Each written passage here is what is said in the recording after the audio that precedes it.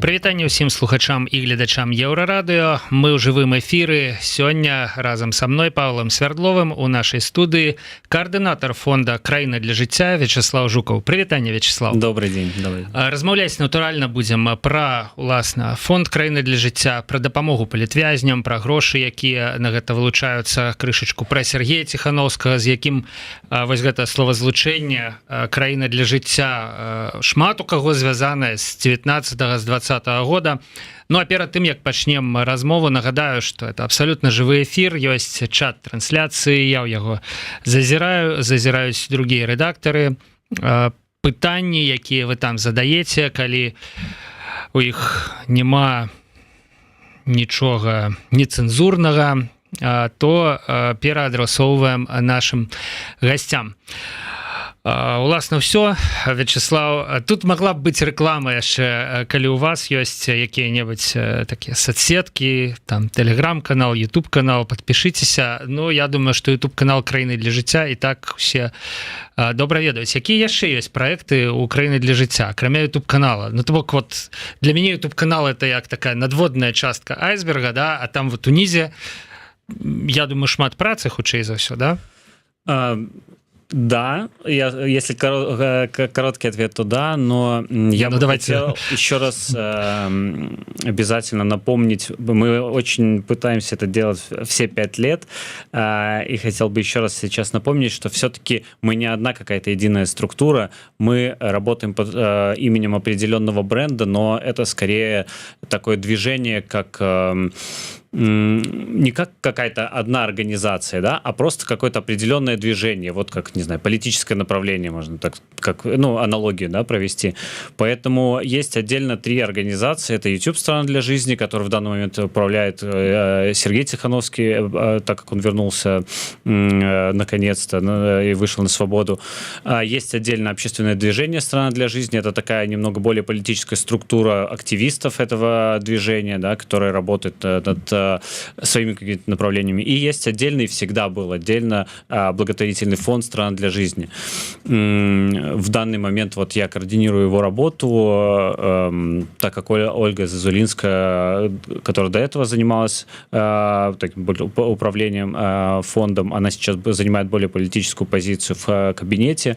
И наша цель все 5 лет, несмотря на то, что мы оперируем под именем «Страна для жизни», наша была основная цель всегда дистанцироваться, насколько возможно, от политики, потому как мы занимаемся благотворительной деятельностью, гуманитарной деятельностью в первую очередь, и мы не хотели бы как-то свою политическую какую-то позицию, допустим, показывать, ну, какую-то определенную в рамках, да, дискуссий, которые ведутся. Наша задача быть максимально нейтральным, понятным всем. Мы с удовольствием работаем со всеми, с кем мы можем, и это наша основная цель.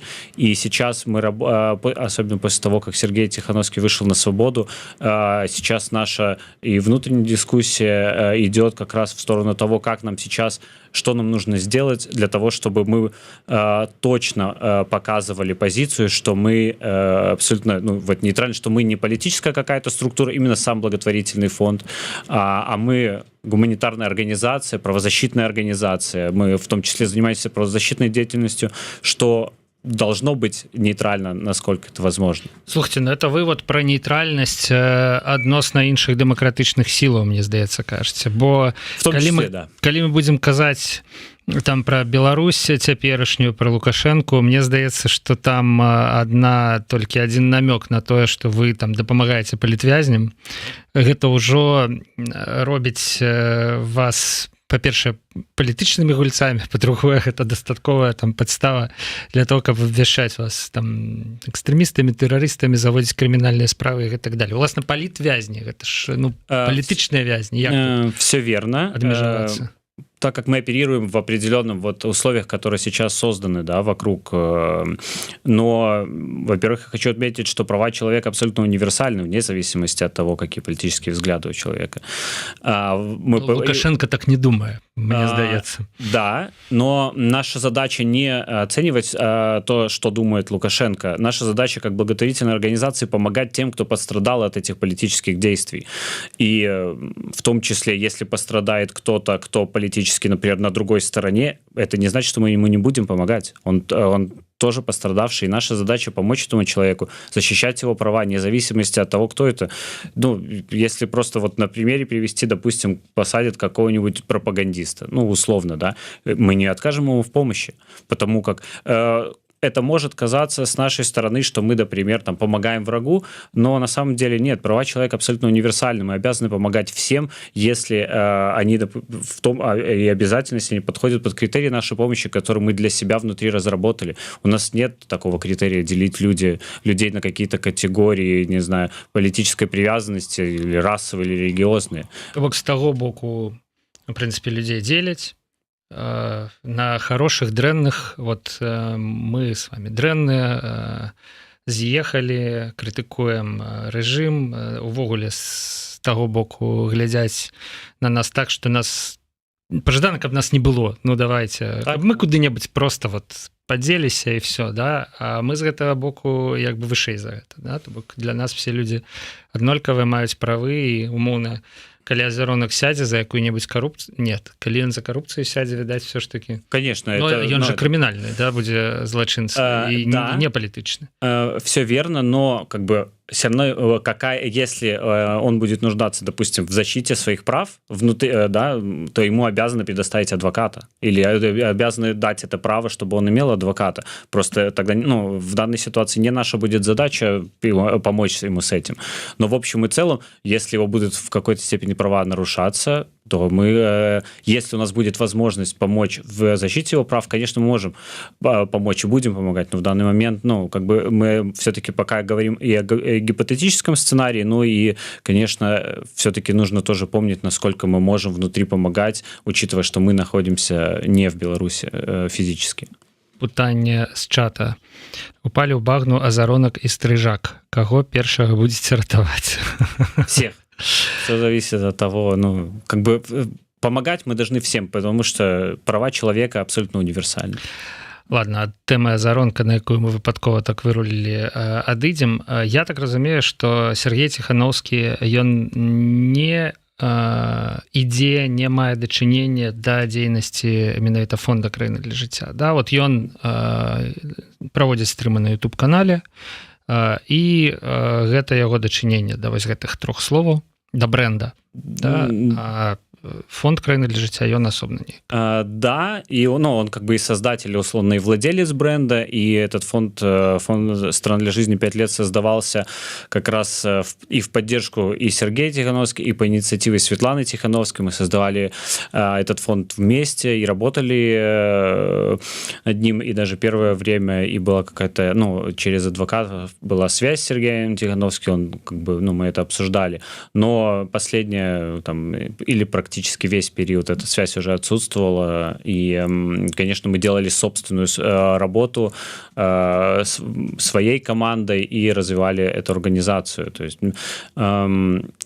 я не могу сказать, что условно, одновременно не могу сказать, что Сергей Тихановский какой-то вот как, ну, ультимативный владелец, но, конечно, мы оперируем под именем его бренда, безусловно. Што робіцца апошнім часам з беларускай дабрачыннасцю, са зборамі грошай на карысць палітвязняў, дзяцей палітвязняў? Я памятаю недаўні збор на летнік, і ў прынцыпе ён ішоў так даволі марудна, як мне падаецца. Мы публікавалі ў тэлеграм-канале Еўрарадыё таксама, можа быць, не адно, нават 2 паведамленні, каб там беларусы звярнулі ўвагу на яго і ахвяравалі грошы. Як бы вы ацэнілі дынаміку і якія тут праблемы ёсць? Здесь я бы рассмотрел, в общем, эту ситуацию с двух сторон. Первое, очень широкое вообще, в общем, наше направление демократическое, вот какое-то оппозиционное направление, да, и вот большой этот сектор гуманитарный, в котором мы работаем, с каждым годом интерес людей как бы падает, и нам очень сложно его поддерживать, особенно потому, как мы скорее говорим о боли, постоянной боли. То есть политическое заключенное — это достаточно сложно, и люди действительно устают. Мы тоже устаем, это очень сложно. Поэтому, конечно, интерес падает, и он драматически упал с началом войны, потому что и помощь большого количества людей, доноров ушла в сторону Украины, и как бы мы тоже это не можем не думать об этом. Ну, то есть наша такая общая сфера, да, какая-то гуманитарная, значительно расширилась с того момента. Поэтому, а количество денег увеличилось не так значительно общее, поэтому просто оно стало более размазано. Там умоўна вот задаваў пытанне чалавек упалі ў багну азаронак і стрыжак, кого перша будзе ратаваць, а тут можна ў прынцыпе задаваць бясконца такія пытанні і нашмат больш сур'ёзныя.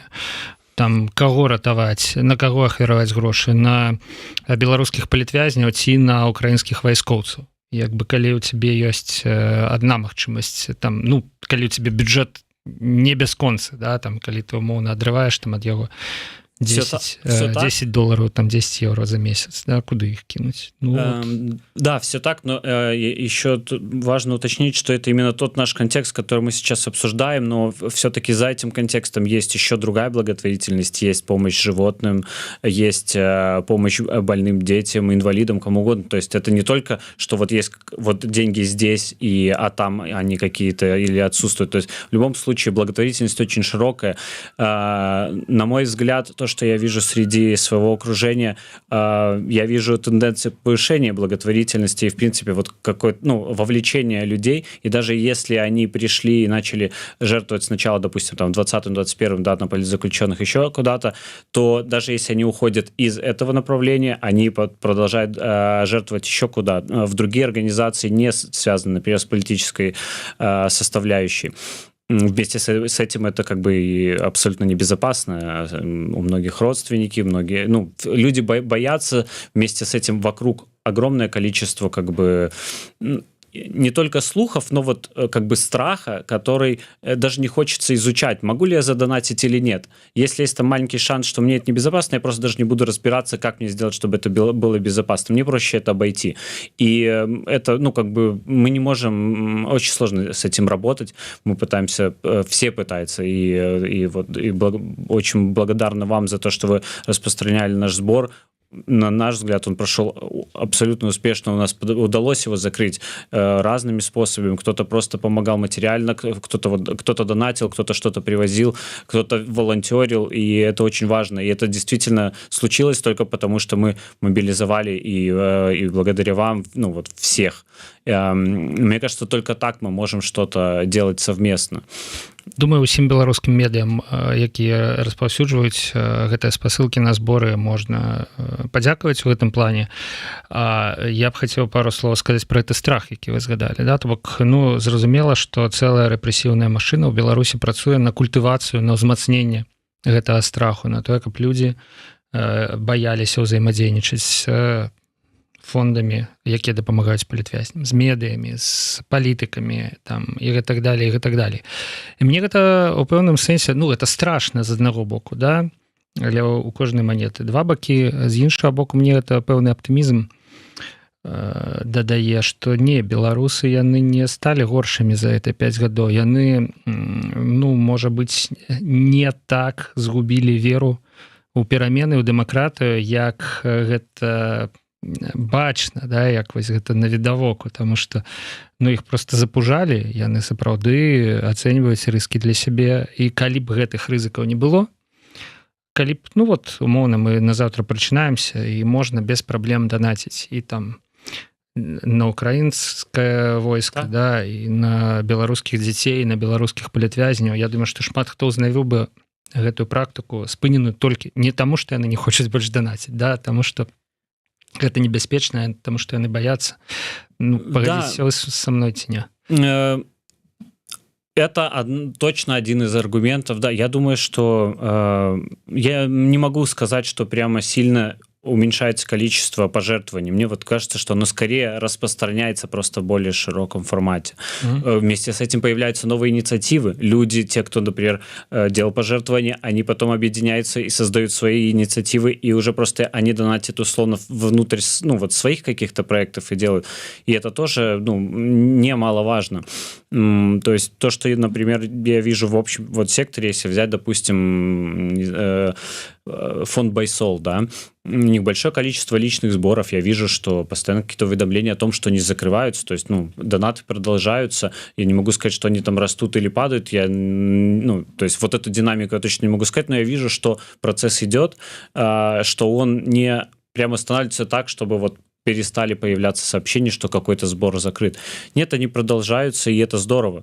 Кроме страха есть еще и, там, и проблемы с недоверием, проблемы с дезинформацией, в принципе, большое количество информации, которую тоже достаточно сложно обрабатывать человеку. Вот он, допустим, тоже приходит, хочет сделать какое-то хорошее дело, пожертвовать или где-то поволонтерить. Он приходит, большое количество организаций, начинает гуглить, появляются какие-то там, условно, что-то статьи, где-то комментарии, где-то еще что-то, и они достаточно часто в некоторой степени негативные. И это тоже отталкивает человека на определенном этапе, что, ну, наверное, я просто отложу этот вопрос на какой-то момент. То есть не обязательно разочаруюсь во всем, просто, окей, я не готов дальше идти, просто потому что нужно разобраться. Люди любые абсолютно ищут всегда самый простой способ. И когда был там 5 лет назад, 2020 год, и этот способ был условно только один, и он был понятен, и он был там неоспорим, потому что он, ну, как бы всеми поддерживался одновременно, то это одно. Когда уже мы начинаем проводить какую-то ретроспекцию, обсуждать, что было, что можно сделать лучше, то начинается появляется большое количество мнений разных, противоположных, разных подходов, да, и тогда уже человеку становится сложнее, ему нужно выбрать тот, который подходит, но чтобы выбрать, нужно изучить, это нужно время, то есть и вот мы сейчас на этом этапе. То есть для того, чтобы это происходило быстрее, ну, должна формироваться гражданская осознанность, люди должны понимать, что они делают и для чего в первую очередь.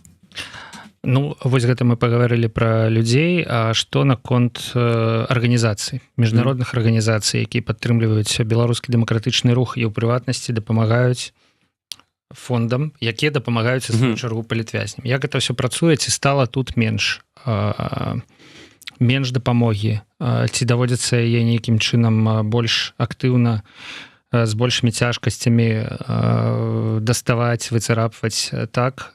Тут мы вот подходим до вялікай тэмы міжнароднага гуманітарнага фонда і удзелу краіны для жыцця ў яго працы.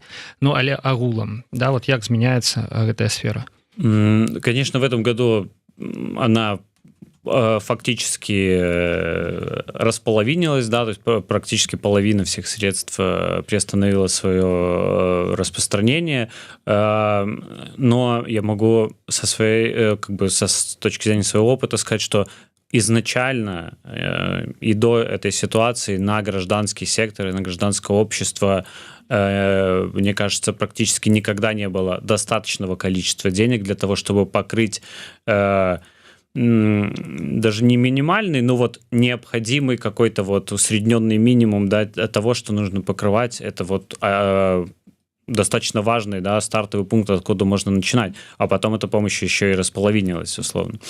Вместе с тем, что еще очень хорошо, что количество организаций растет, которые занимаются какой-либо гражданской деятельностью, не только помощью, но и, не знаю, образованием, чем угодно. Это тоже очень важно, а количество средств поступаемых как бы не увеличилось, поэтому, то есть, возрастает конкуренция, и организации ищут новые подходы, появляется, не знаю, социальное предпринимательство, которое практически отсутствует в нашем секторе. И меняются приоритеты где-то, да, что-то еще. Но вместе с тем начинает и расти как бы и гражданская осознанность, и вот как раз количество пожертвований. Я конечно, не знаю статистики до 2020 года, но я предположил бы, что количество общее среднегодовое количество пожертвований белорусов именно на гражданский активизм было значительно меньше. Я думаю, в десятки раз меньше, чем сейчас. Даже сейчас, там, не учитывая 21-22 год, которые были достаточно, скорее, выходящими из нормы. Да?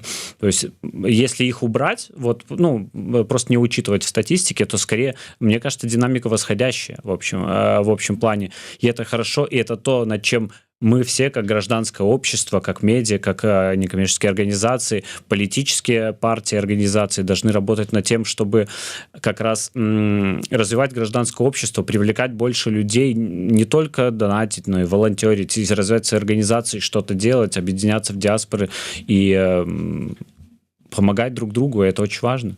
Давайте звернемся да пытання з чата. Два пытанні ад аднаго карыстальніка. Якую менавіта дапамогу аказвае фонд? Гэта першае. Другое, ці вы дапамагаеце толькі тым, хто сядзіць, ці былым палітвязням таксама?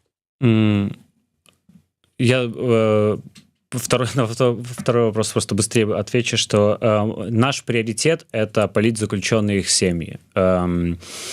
Мы сильно меньше помогаем тем, кто уже вышел, потому что есть другие инициативы наши партнерские, мы направляем к ним. В том числе с теми, это те инициативы, с кем мы работаем в рамках Международного гуманитарного фонда, но не только они. То есть давайте перелечим кого-нибудь. Назовем. Например, Байсол делает выплаты разовые для бывших политзаключенных, вышедших. Ну вот они и достаточно быстро это делают. Вот, например, мы можем отправить к ним. Если нужна медицинская реабилитация, есть другие организации, кто этим занимается.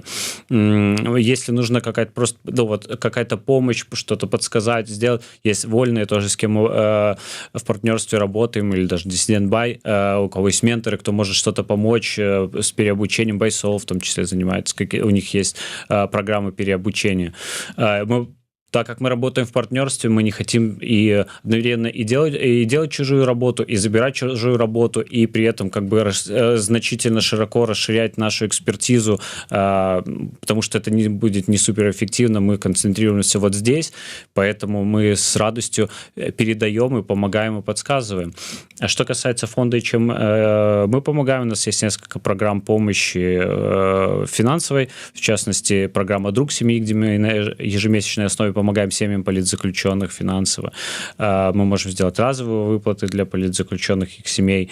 У нас есть волонтеры-психологи, кто помогает. У нас есть шелтер в Вильнюсе, где мы принимаем вот это то, чем может воспользоваться бывший политзаключенный, если экстренно попадет в Литву, мы здесь можем его принять. У нас можно проживать до 2 месяцев и так далее. У нас есть юридическая помощь, мы можем проконсультировать. Есть помощь по цифровой безопасности, мы можем проконсультировать, наши волонтеры помогут почистить устройство, подсказать, научить чему-то, да, там проверить, как пароли устанавливаются условно, и подсказать, как это сделать лучше.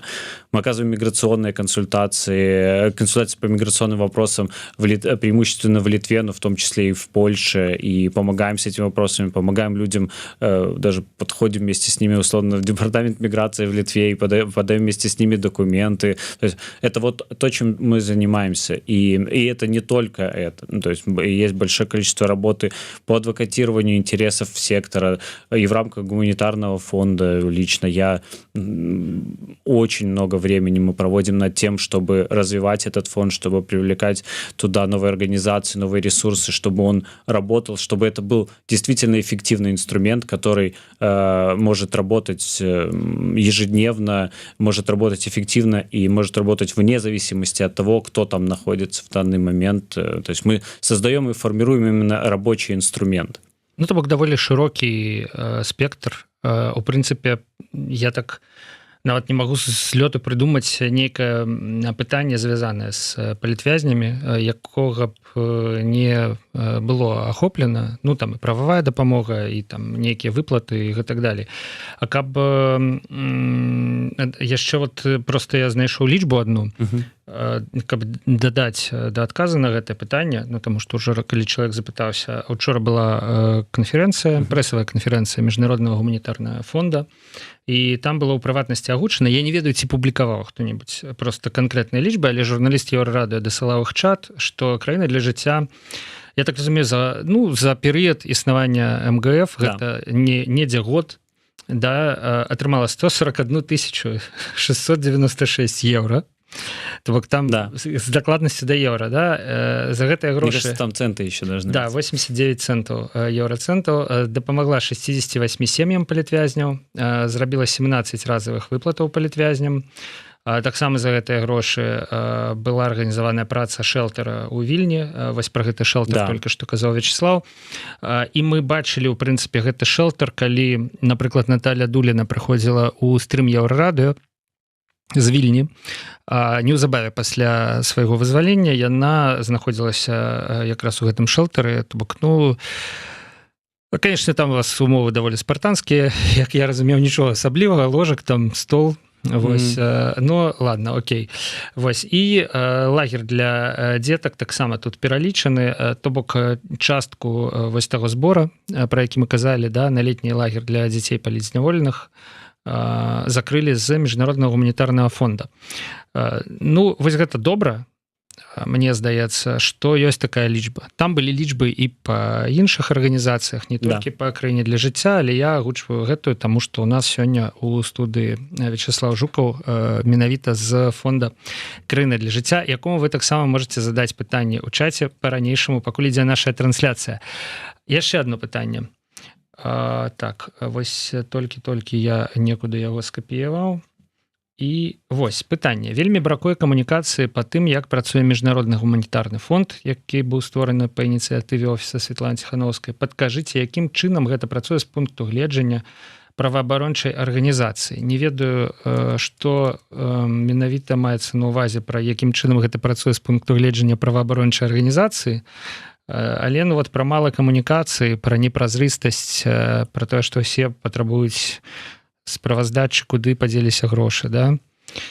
Вот. Да, мы в том числе обсуждали это вчера на пресс-конференции. Она была проведена в таком в условно закрытом формате. Мы приглашали представителей медиа, просто, она была по персональным приглашениям, условно. Даже не по персональным, мы приглашали медиа направляли своих журналистов. Но вместе с тем будет обязательно с нашей стороны опубликован какой-то пресс-релиз, и мы в том числе разошлем и пресс-релиз, и какие-то конспекты с медиа для того, чтобы, если даже журналисты или кто-то не пришел, не присутствовал, то есть всем это получит. Наша цель быть прозрачными и открытыми настолько, насколько это возможно с точки зрения безопасности. То, что в данный момент это выглядит так, как выглядит, да, это большая проблема, над которой мы работаем, и гэта ініцыятыва стваральнікаў фонда, аператараў фонда. Вот я так разумею, што ў фонда няма сайта, напрыклад, зараз. Да? То бок, быў бы сайт, можа быць, частка пытанняў бы просто отвалилась, да, калі можна было б зайсці дзе-небудзь паглядзець гэтыя лічбы, да? Все так, и я абсолютно с этим согласен, и все участники фонда точно так же думают, и сайт прямо сейчас идет. Мы занимаемся его разработкой, мы очень надеемся, что в самые ближайшие несколько недель он появится, на этом сайте будет вся информация, можно с нами будет связаться, можно будет посмотреть вопросы, часто задаваемые вопросы, можно будет посмотреть какую-то отчетность, которую мы публично показываем. Вместе с тем там будут документы Международного гуманитарного фонда, на основании которых мы работаем. Там будет возможность для организаций, кто хочет получить средства из Международного гуманитарного фонда, подать заявку, посмотреть, на каких условиях его можно подать, каким критериям нужно соответствовать, на какие целевые группы можно, условно, эту помощь оказывать.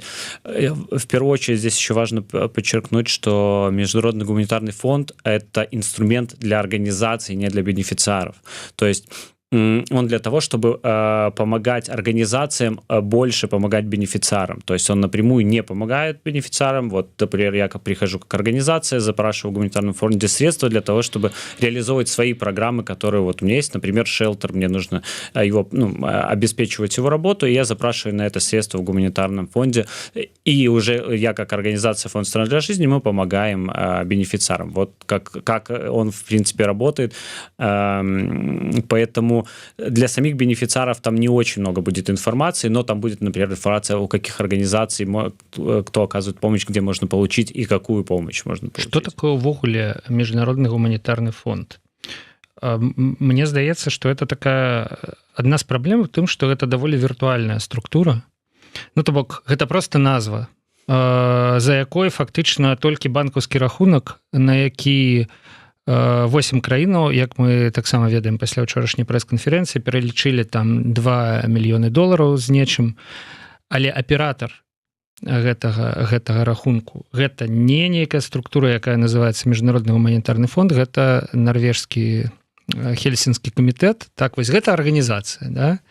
І атрымальнікі гэтай дапамогі гэта не канкрэтныя фізічныя асобы, а гэта беларускія праваабарончыя арганізацыі, якія дапамагаюць палітвязням. А сам па сабе Міжнародны гуманітарны фонд гэта атрымліваецца нешта у прынцыпе такое даволі віртуальнае, да? Таму ёсць, мне здаецца, такія праблемы з разуменнем, да? Что такое Международный гуманитарный фонд? Где там про его? Да, я прекрасно понимаю, и даже в том, что вот как вы объясняли, как вы это видите, есть несколько как раз неточностей, которые я и сейчас поправлю. Я думаю, когда мы наконец-то сделаем сайт и будем открыты, они просто перестанут возникать. В первую очередь фонд помогает не правозащитным, а гуманитарным организациям, тем, кто оказывает гуманитарную помощь в каком-либо виде. И это тоже, то есть важно, просто и правозащитные организации тоже оказывают гуманитарную помощь, но как бы вот важно разделять. Вместе с этим оператор фонда это скорее как бы правильно так сказать, как финансовый менеджер. То есть задача именно как операторская задача – это получить средства от донора и передать организации. То есть вот это основная операторская функция, все, что есть. То есть это не так, что они какие-то принимают крупные решения, еще что-то. То есть на данный момент и вместе с тем на них завязана отчетность. То есть они эту отчетность получают от организаций, получивших, и впоследствии агрегируют и передают донорам там, после проведения аудита независимой аудиторской компании. То есть вот это то, как работает. Вместе с тем, в данный момент есть управляющий фонд, управляющий орган Международного гуманитарного фонда, который, да, не есть организация, не есть юридическое лицо, это как вот, не знаю, ассоциация или там коалиция, или, скорее не коалиция, это вот какая-то ассоциация организаций, да. В этот управляющий орган на данный момент входит 6 организаций. Это вот благотворительный фонд «Страна для жизни», это фонд «Байсол», это инициатива «Вольная», инициатива «Диссидент Бай» и инициатива «I Need Help Бай». И Норвежский Хельсинский комитет, он является одновременно и оператором, и равноправным членом управляющего органа. Вот эти 6 организаций мы разрабатываем документы, разрабатываем регламенты работы фонда. Мы в том числе обсуждаем заявки, обсуждаем и голосуем по заявкам, да, как мы считаем правильным или там необходимо распределять средства на основании тех заявок, которые организации подают. Вот я, например, подал...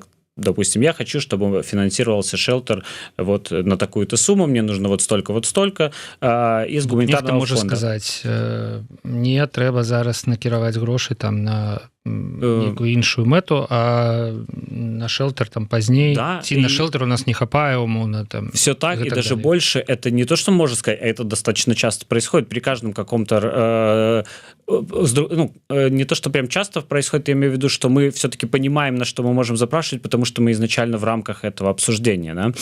Но вместе с тем, как бы мы не всегда согласны, даже несмотря на это, именно поэтому у нас есть голосование, именно поэтому у нас есть равноправие равноправное вот это, как бы равный голос, что мы принимаем решение.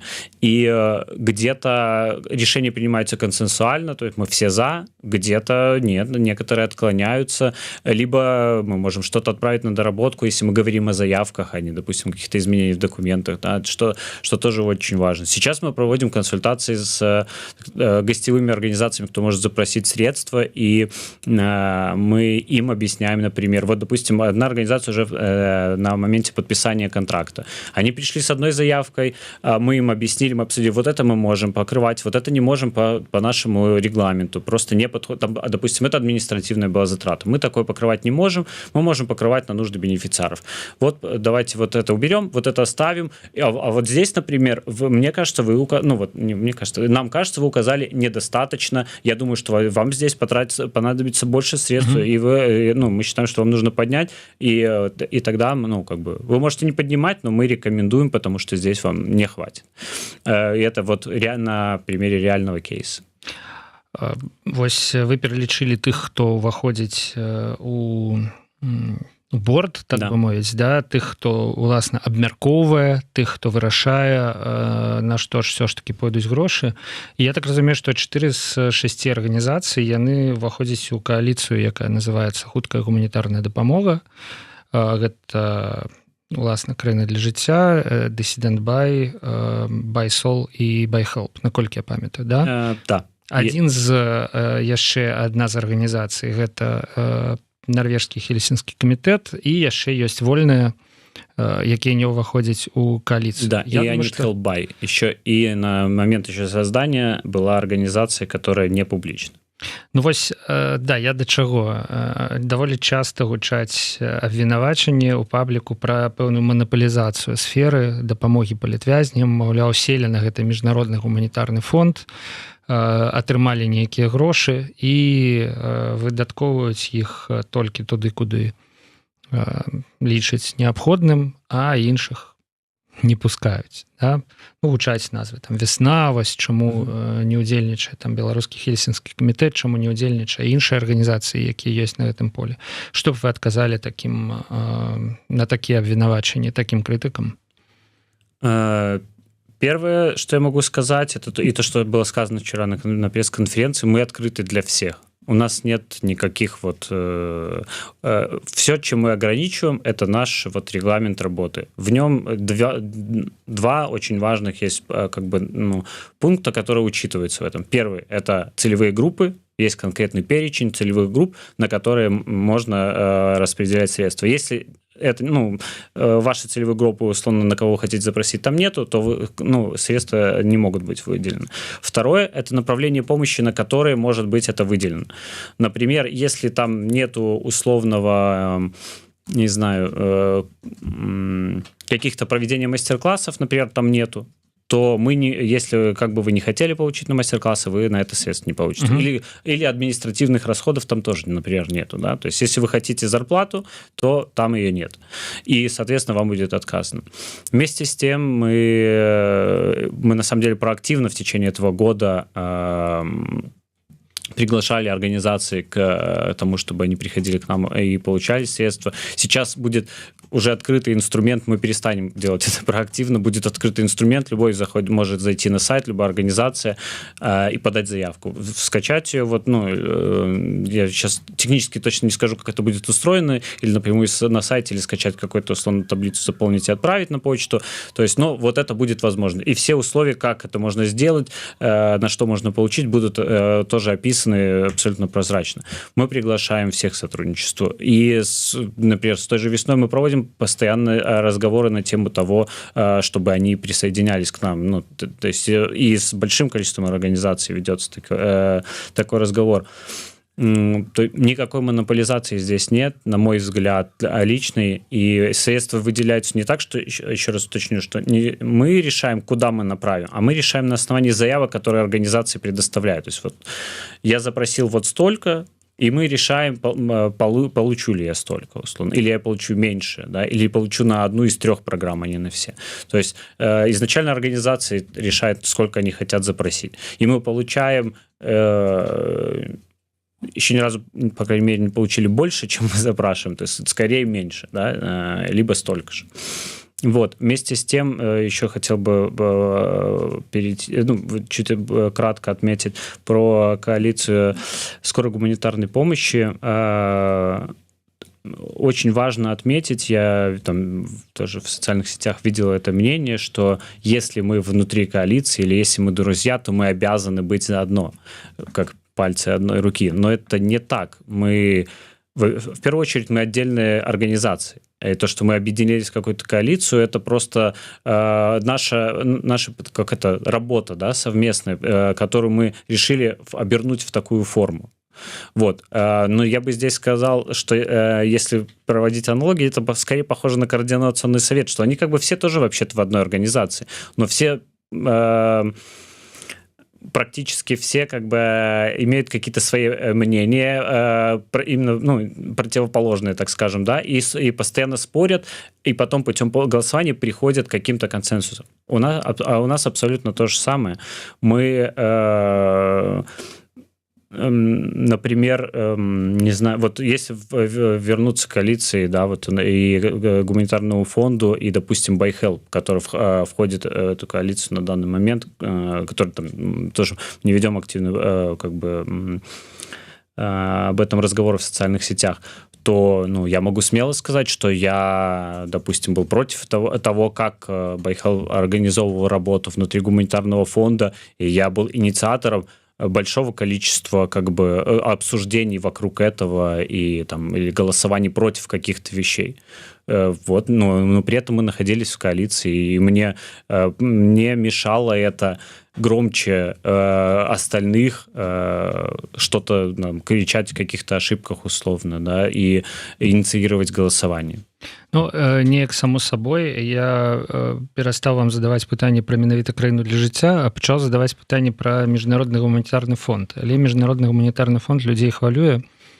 Гэта бачна і па каментарах. Вось, напрыклад, такі каментар. Па апісанні выглядае як вялікая бюракратычная махіна, якая для сваёй жыццядзейнасці патрабуе вялікіх грошай.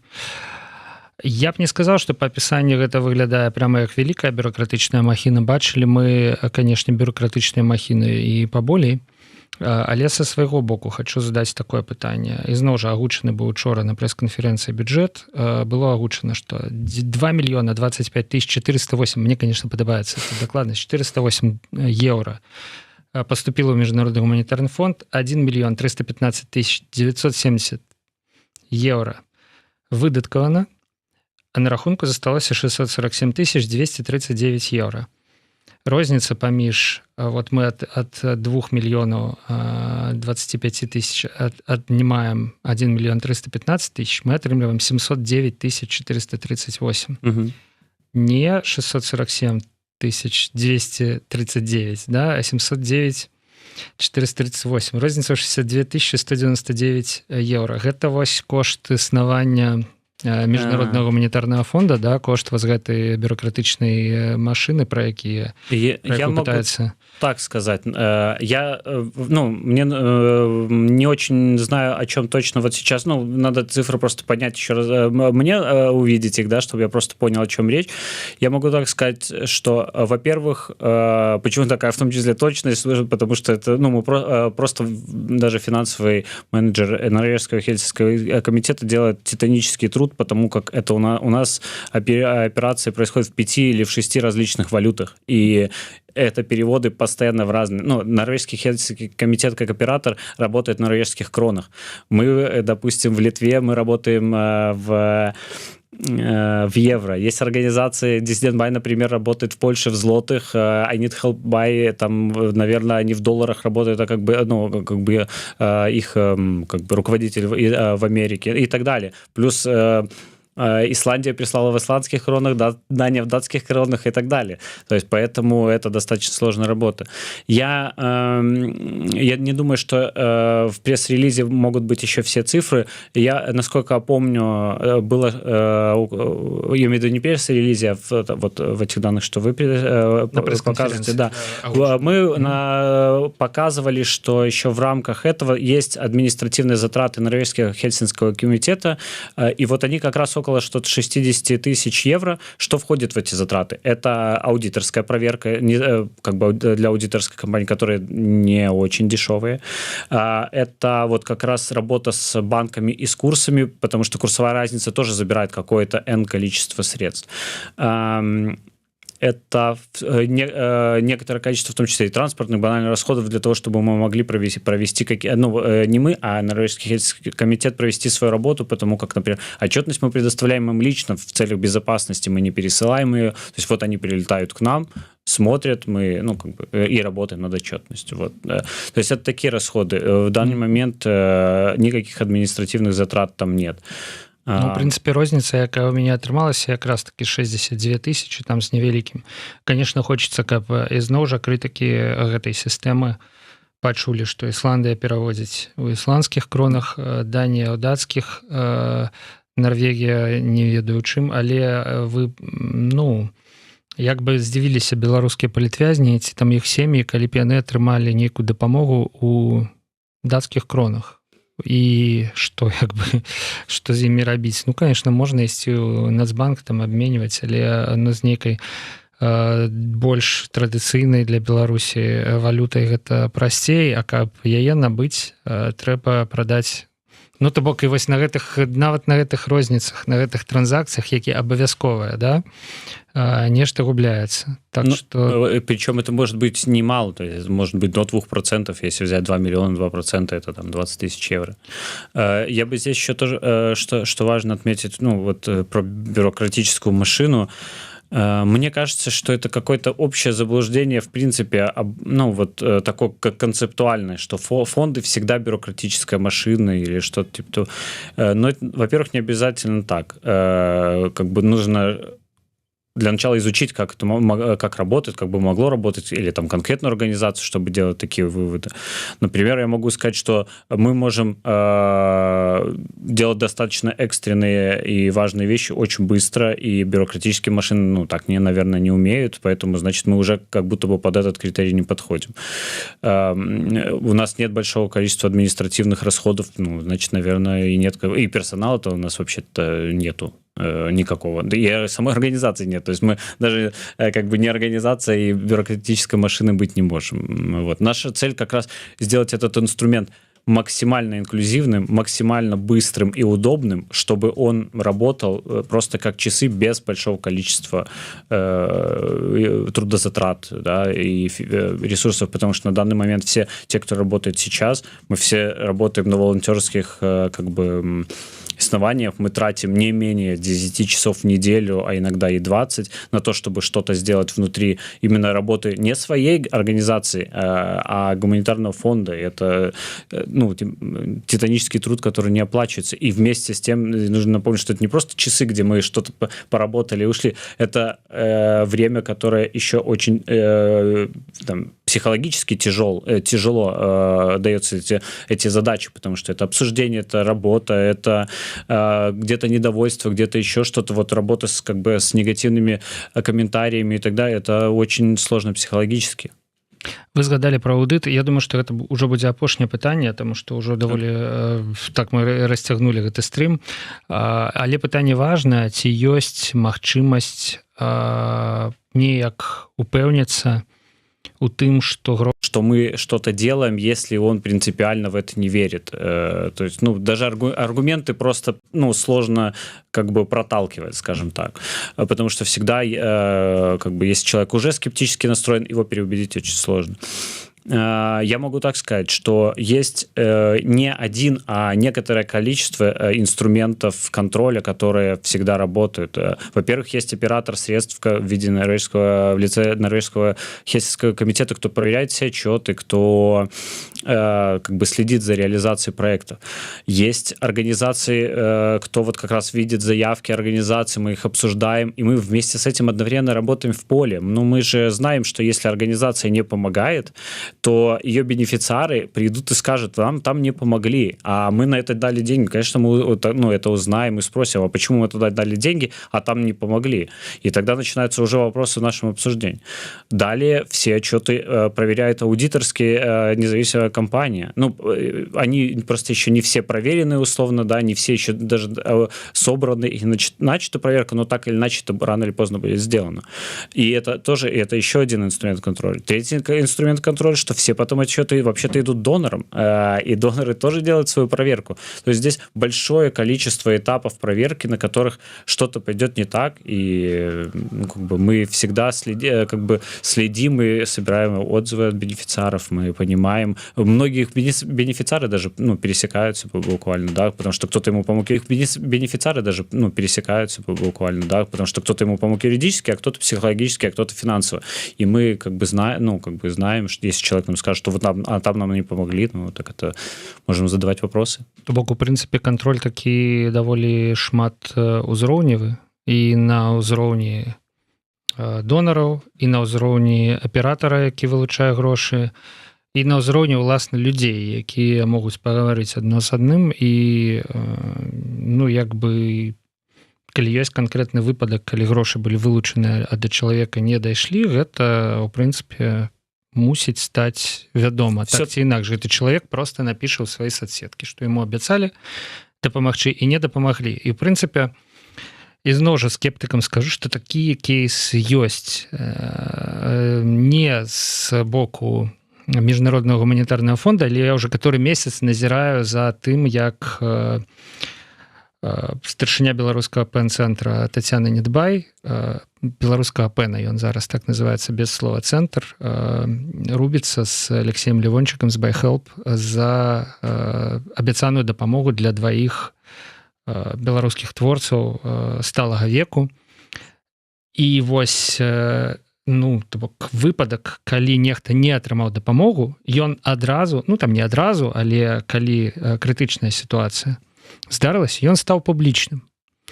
Ці ёсць публічныя выпадкі, калі нехта мусіў атрымаць дапамогу праз міжнародны гуманітарны фонд ад арганізацый, якія ў яго ўваходзяць і якія бяруць там грошы, і не атрымаў. Я пра такія выпадкі не чуў, і можа быць, мне не траплялася, конечно, да, але прынамсі вялікага нейкага публічнага скандалу, каб нехта прад'яўляў, абвінавачваў, там не мог знайсці выйсця з гэтай сітуацыі. Такога не было. Я думаю, што крытыкам ізноў жа трэба пра гэта падумаць, да, і абвінавачванне нейкія грунтаваць на канкрэтных фактах, на канкрэтных кейсах, але не на сваёй складзенай пад уплывам нейкіх фактараў перакананасці, што там все варуют, там это пропаганда нам у галаву убівае, што все варуют, да? Не трэба на гэта весціся і ў гэта верыць. Все так, и вот я тоже подытоживаю, могу сказать, вот как раз если мы говорим о контроле, ситуация, произошедшая с BuyHelp внутри Международного гуманитарного фонда, это как раз и есть вот результат этого контроля и проведенных проверок. То есть если бы контроля не было бы такого результата. Сябры, ёсць кантроль, ёсць разуменне у беларускіх гуманітарных арганізацый пра тое, каму патрэбная дапамога, як дапамагаць, ёсць спосабы дапамагчы. Мне здаецца, што ўсё гэта і нават канкрэтныя лічбы у нашай размове з каардынатарам фонду «Украіна для жыцця» Вячеславам Жукавым прагучалі. Калі у вас застаюцца сумневы, безумоўна, задавайце пытанні, і сам фонд не будзе на іх адказваць, таму што ўсё ж такі я пераканаўся з вашага адказу, што, як я і думаў, гэта такая віртуальная структура, да, якая складаецца ўласна з 6 канкрэтных іншых арганізацый, да, вось, якія і аперуюць там, але не ад яго, а хутчэй кожная ад свайго імя. Ну і вось гэтыя арганізацыі, я думаю, будуць вам адказваць, будуць разбірацца паміж сабой, і калі нейкая несправядлівасць была дапушчаная, яны разбяруцца і гэтую несправедливость ликвидуюць. Да, абсолютно. Я предлагаю, вот вы можете спрашивать вопросы у организации напрямую, можете спрашивать у журналистов, чтобы они спрашивали у нас. Если что-то не так, вы можете обращаться на почту гуманитарного фонда, которая скоро очень будет на сайте, и задавать вопросы туда.